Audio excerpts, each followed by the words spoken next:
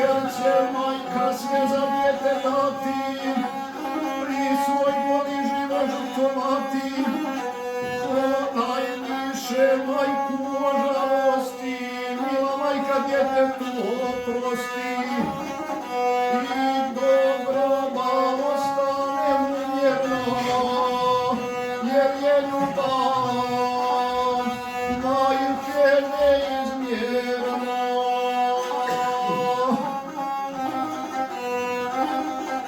Neka tebe naš miljeni oče, al bez majke svako je siroče.